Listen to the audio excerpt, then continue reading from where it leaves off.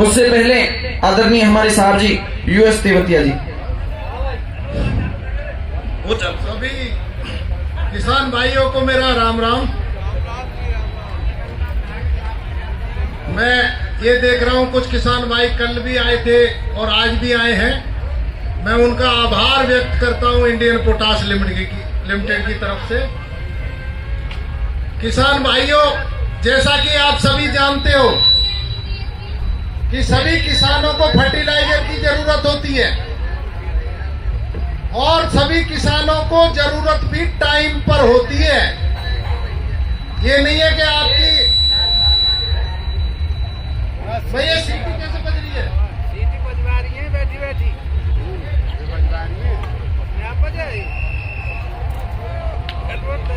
तो किसान भाइयों को सब तरह के फर्टिलाइजर मिलने चाहिए और वो भी टाइम पर मिलने चाहिए। टाइम पर अगर फर्टिलाइजर आपको गेहूं बोने के लिए नवंबर में चाहिए या दिसंबर में चाहिए तो तभी मिलना चाहिए। ये नहीं है कि फिर बाद में मार्च में उसका क्या होगा। हमारे बड़े बूढ़े कहते हैं कि पछतावे क्या होते हैं जब चिड़िया चुग गई खेत। भाई जब समय ही निकल गया तो फर्टिलाइजर क्यों मिलेगा।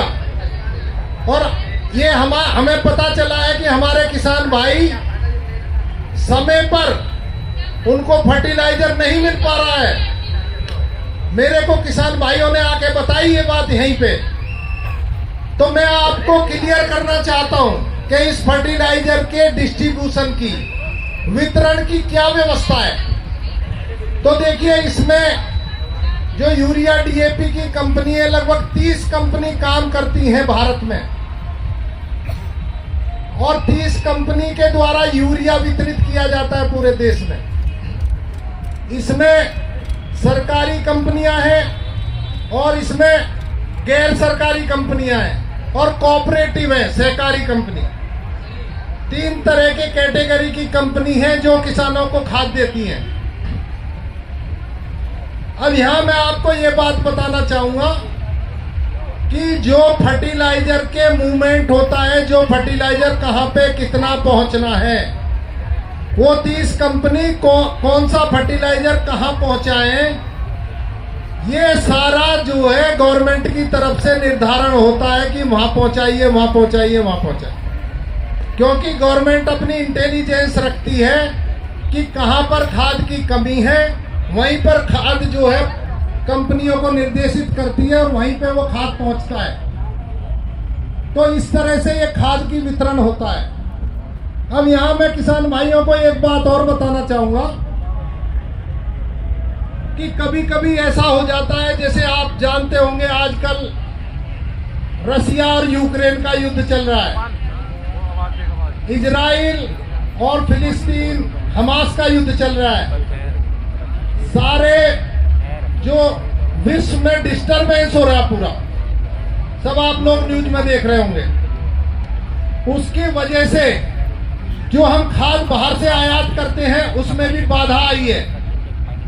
आपकी जानकारी के लिए बता दूं कि जो पोटास है, एमओपी जो यूज करते हैं, वो सारा का सारा 100% बाहर देशों से मंगाया जाता है। और इंडियन पोटाश लिमिटेड सबसे बड़ी कंपनी है जो बाहर से मंगाती है।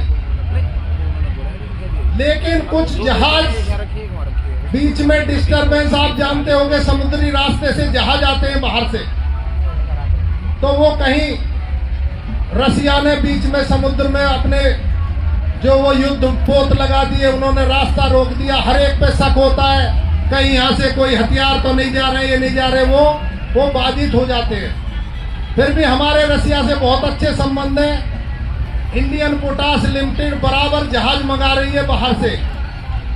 और आपने जैसे कल भी हमने बताया था और आज मैं फिर बताना चाहता हूं, जो मेरे भाई कल नहीं थे,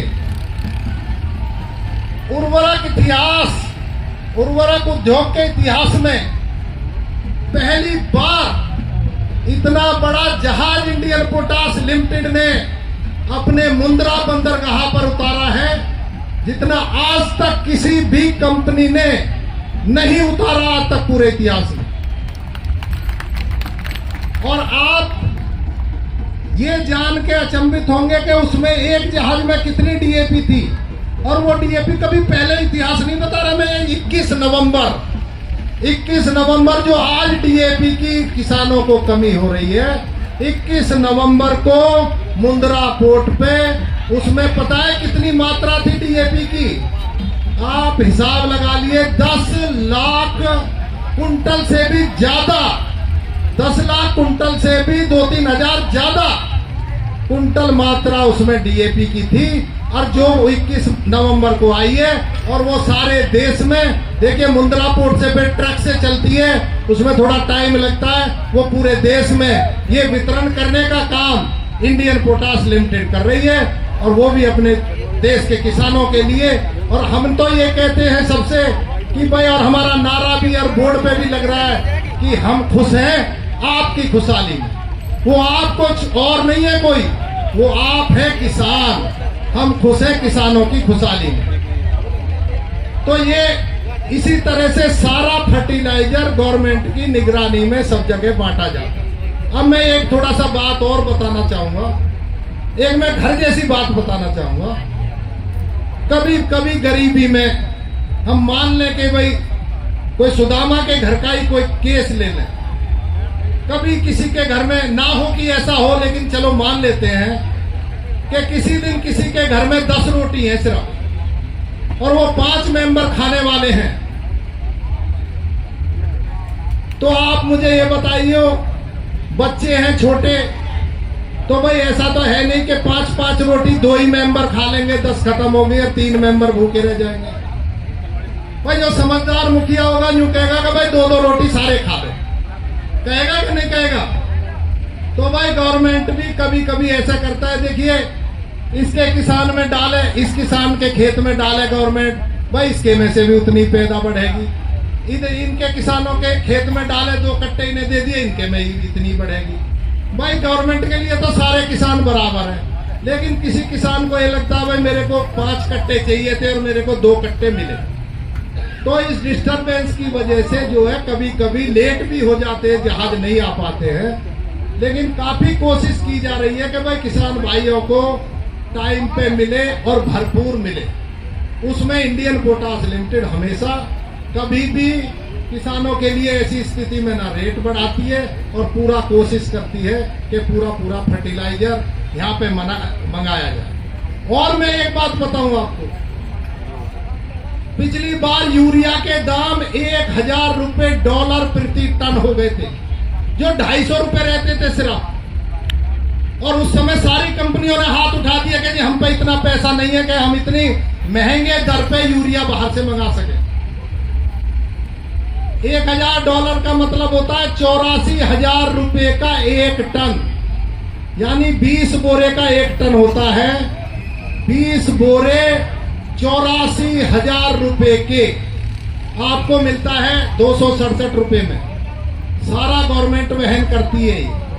लेकिन बाहर से जब हम मंगाते हैं तो बाहर हमारा कोई रिश्तेदार तो बैठा नहीं है, वो पैसे पहले लेता है कि भाई ये पहले पैसे दे दो इतने, जब ले जाना मुझे नहीं पता तुम्हें गवर्नमेंट से मिलेगा या नहीं मिलेगा। तो हमें जेब से पहले पैसे निकालने पड़ते हैं, उसके बाद में वहां से खाद आता है, और गवर्नमेंट सब्सिडी तो बाद में देती है, वो उसमें बहुत टाइम लगता है, लेकिन वो पैसा तो चाहिए। ऐसे समय में जब सब कंपनियों ने हाथ उठा दिए, तो इंडियन पोटाश लिमिटेड ने 24 लाख टन यूरिया पिछली बार इंडिया में मंगाया, जो कि सारी कंपनियों से ज्यादा है। और गवर्नमेंट को भी केवल इंडियन पोटाश लिमिटेड पे विश्वास था, जो ये कहा कि भाई आप ही कर सकते हो। देश विदेशों में इंडियन पोटाश लिमिटेड की साख इतनी ज्यादा है कि अगर आज हमारे मैनेजिंग डायरेक्टर साहब ये कहते हैं कि भाई 20,000 करोड़ का मुझे फर्टिलाइजर मंगाना है, विदेशी संस्थाएं बिना पैसे के उसके और भेज देती है फर्टिलाइजर। और ये हुआ है, रसिया से मंगाया, 4-5 महीने बाद पैसे दिए थे उनको यूरिया के, क्योंकि जब रसिया पे सैंक्शन लगा दिया था अमेरिका ने, तो वो सिस्टम खराब हो गया था डॉलर का, तो कोई माध्यम नहीं बचा के पैसे कैसे भेजे। तो रसिया ने कहा कि भाई आप डॉक्टर गहलोत साहब को जहाज भेज दो, बाद में आता रहेगा पैसा। ये साख है बाहर भी विदेशों में इंडियन पोटास लिमिटेड की, और ये साख इसलिए है 1955 से हम विदेशों से व्यापार कर रहे हैं, आज तक एक भी केस डिफॉल्ट का नहीं है कि हमने विदेशों का भी कोई पैसा रखा हो, तो इसलिए वो साख। थोड़ी सी किसानों ने मेरे को कुछ बात आके बताई, तो ये थोड़ा सा मैं बताना चाहता था। बाकी समय समय पर मैं आपको ये बात बताता रहूंगा। बहुत बहुत